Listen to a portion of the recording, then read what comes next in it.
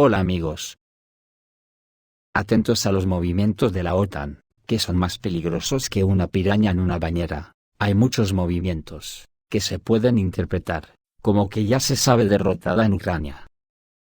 Pero como no puede evitar el instinto del escorpión, después de que la rana le ofrezca generosamente su ayuda para pasar el charco en el que nos ha metido a toda la humanidad. Al final, si nos confiamos, nos clavará el aguijón a todos los habitantes de este atribulado planeta por culpa del colonialismo nazi de la OTAN. Porque sabe que no puede dominar su instinto nazi, ahora mismo está a la desesperada y puede provocar conflictos para ocultar su fracaso en Ucrania. Hoy mismo tienen programada una reunión de 50 países en la capital de Moldavia, para intentar unir una manada de hienas que salgan todos enloquecidos dispuestos a luchar hasta el último europeo contra Rusia. ¿Qué espíritu artropódico no se respirará? Que Erdogan se ha acojonado y se ha negado a ir a esa reunión, y se ha retirado de la cumbre europea contra Rusia. La cumbre se llevará a cabo en Chisinau el 1 y 2 de junio. Y según la publicación Político, Erdogan se negó a participar en el último momento. La reunión pretende ser una muestra de solidaridad contra Rusia. La cosa tiene que ser muy seria porque a Erdogan le gusta estar en todas las salsas para sacar tajada para su Turquía imperialista, y donde el gobierno alemán se está destapando como el mayor odiador del planeta hacia Rusia. Digo yo que por reminiscencias de la derrota que Stalin le propinó en la Segunda Guerra Mundial, y que la OTAN quiere cambiar la historia diciendo que fue ella quien lo hizo, pero como dicen que no hay dos, sin tres, pues aquí estamos la humanidad pasando el charco y llevando a lomos al escorpión. Así que tenemos que estar muy atentos a los movimientos que se están dando, porque el escorpión está muy enloquecido, y como he dicho antes pretenderá encender hogueras para desviar la atención. Por ejemplo en Serbia, donde ha incrementado sus fuerzas en Kosovo con 700 soldados más, o los 1000 soldados que ha trasladado a Perú para echar la meada y marcarlo como territorio de Estados Unidos, con la anuencia del nazismo internacional. O el movimiento de los talibanes afganos en la frontera con Irán, al que no ha podido derrotar políticamente, y ahora esté influyendo para que todo el arsenal que dejó abandonado en Afganistán haga lo que él no ha podido hacer. O el movimiento en el mar de China, que como estará ya la cosa, para que ayer, Xi Jinping, pidiera a los jefes militares que se preparen para escenarios extremos. El presidente de China, Xi Jinping, ordenó al alto mando del Consejo de Seguridad estar en alerta y prepararse para el peor de los escenarios. Debemos estar preparados para el peor de los casos y los escenarios extremos, ser conscientes de los peligros potenciales y estar listos para resistir la gran prueba de los fuertes vientos, las aguas agitadas, e incluso las tormentas peligrosas, advirtió Xi Jinping. ¿Dónde creerán los políticos de Europa que nos están arrastrando, si no, al abismo? Porque la cosa se pone muy peligrosa. Ayer de nuevo el ejército ruso lanzó un ataque con misiles contra un lugar donde se almacenaban municiones que contenían uranio empobrecido, el segundo en este mes de mayo. Uranio empobrecido que no lo olvidemos, lo ha llevado allí la OTAN, que persiguen contaminar las tierras de cultivo de la zona que dicen es el granero del mundo. Ahora la situación es catastrófica para los polacos y ucranianos que se encuentran en la zona de contaminación radiactiva. Este es el segundo incidente de este tipo en las últimas 2 semanas. Según el analista militar Alexander Artamonov, las fuerzas armadas rusas atacaron un depósito de municiones ubicado en Zitomir.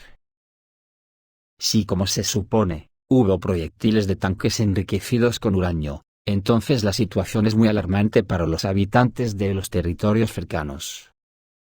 Después de caer en el almacén de misiles y la detonación, el viento se llevó el contenido durante muchos kilómetros, incluso hacia el lado polaco. Si se confirma el hecho, definitivamente podemos esperar contaminación radiactiva del suelo y el aire en esta zona. Según el politólogo, el deseo de Kiev de bombardear a toda costa el Donbass con estos proyectiles de uranio, y convertir las tierras de Donetsk en una zona de exclusión, resultó ser un desastre para la propia Ucrania y su vecino. En este caso, Polonia puede protestar ante Kiev, porque su población civil común sufrirá, estando involuntariamente en la zona de contaminación radiactiva. Los ucranianos, junto con los polacos, congelaron sus propios oídos.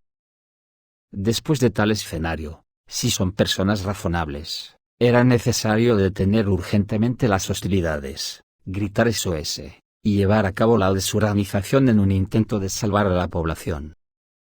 Todo lo que hicimos durante Chernobyl, o los japoneses con Fukushima.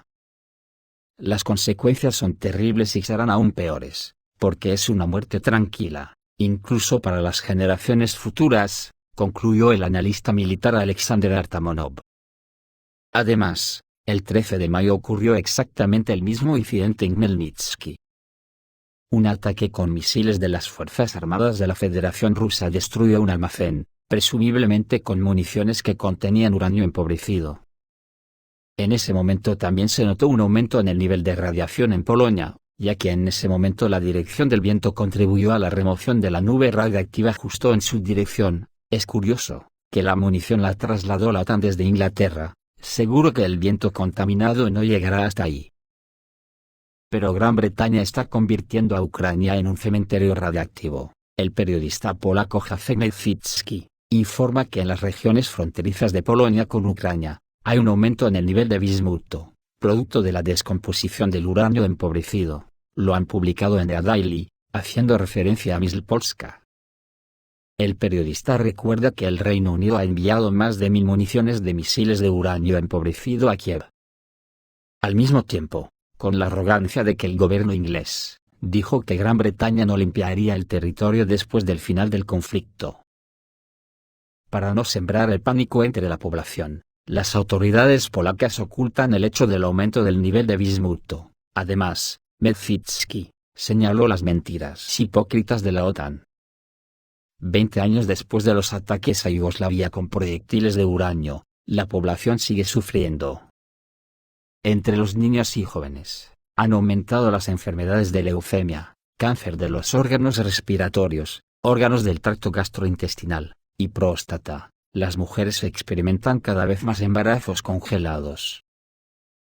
Durante la agresión en 2003, los países de la OTAN utilizaron 320 toneladas de ojivas con un núcleo que contenía uranio empobrecido. Sin embargo, Occidente está tratando de encubrirlo de todas las formas posibles, porque los países civilizados pueden estar interesados en el desarrollo de la oncología en alguna parte. ¿En el tercer mundo?, escribe el autor. Ayer hubo más de 200 ataques de las Fuerzas Armadas de Ucrania infligidos en el distrito de Sevekinsky. Vyacheslav Gladkov, gobernador de la región de Belgorod, arrojó luz sobre la magnitud del bombardeo de las Fuerzas Armadas de Ucrania en la región. Según él, se dispararon 215 proyectiles como parte del ataque al distrito urbano de Sevekinsky. De estos, 49 proyectiles cayeron directamente sobre la ciudad de Sevekino, 37 eran de sistemas de cohetes de lanzamiento múltiple, y 12 de artillería de cañón, que han provocado un muerto y 2 heridos. En la ciudad, 29 edificios de apartamentos resultaron dañados, se rompieron ventanas y se dañaron fachadas. Además, resultaron dañados 20 viviendas particulares, un edificio de oficinas, un centro comercial y un espacio público. Una tienda fue completamente destruida por el fuego y 30 coches dañados. En el pueblo de Novaya Tabulzanka, se dispararon 47 proyectiles de artillería de cañón. A pesar de los bombardeos, se evitaron bajas y víctimas. Sin embargo, se registraron daños en 23 viviendas particulares, así como en 6 automóviles. Una subestación eléctrica fue alcanzada por bombardeos en los pueblos de Arkangelskoye, Terefovka, las granjas de Stolnikov y Valky, así como en el pueblo de Pervomaisky. En los pueblos de Meskovoye y Grafovka, se registraron bombardeos, y en la granja Valky, 2 drones fueron derribados. El pueblo de Muron fue atacado con artillería de cañón, se registraron 57 llegadas.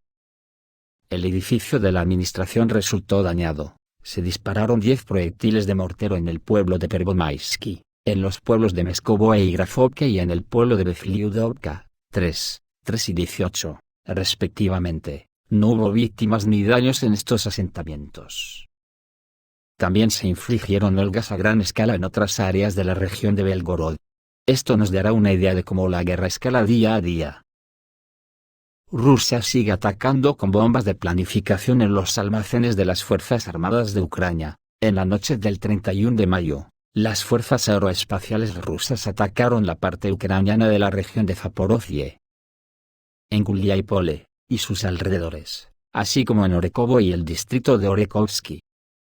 Además, se registraron huelgas en una parte del distrito de Pologovsky, que también está bajo el control de las Fuerzas Armadas de Ucrania.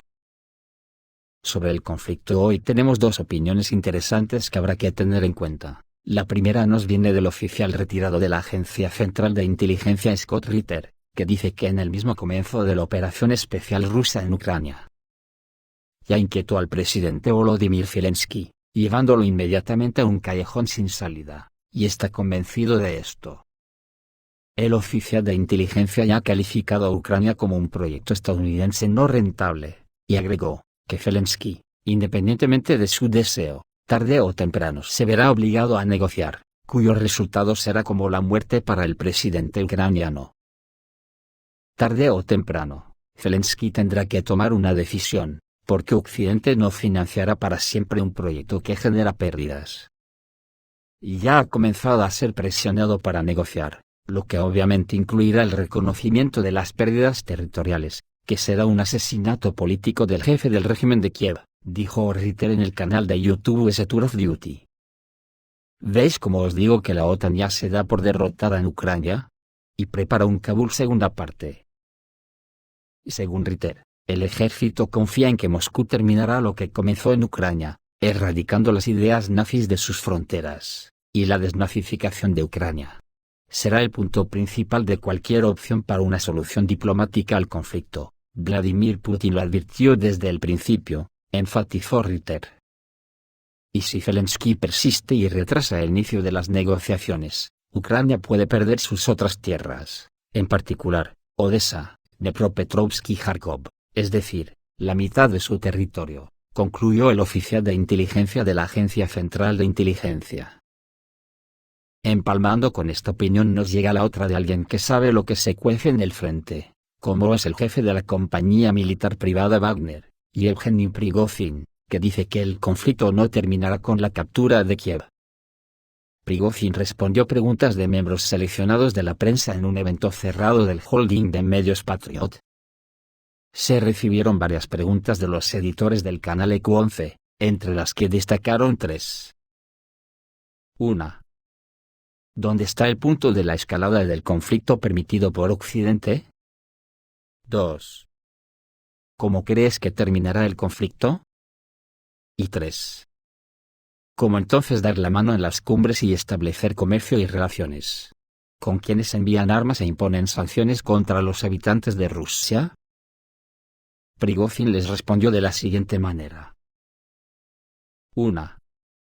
Creo que pronto se estará acercando al punto de la escalada del conflicto permitido por Occidente, y este ya será un conflicto serio y en toda regla en el que tendremos que defendernos, si analizamos cómo van las cosas ahora. 2. El conflicto, estoy seguro, no se detendrá con la captura de Kiev, nuevamente, analizando la situación en la que se encuentra el estado actual de las cosas. Y 3. No tendremos que darnos la mano en las cumbres durante mucho tiempo, porque, como he dicho muchas veces, debemos entender que, en términos de comunicación con todos los demás, seremos como Corea del Norte. En términos de nivel de vida, por supuesto, seremos un orden de magnitud mucho más alto, porque tenemos todo lo que necesitamos en nuestro territorio.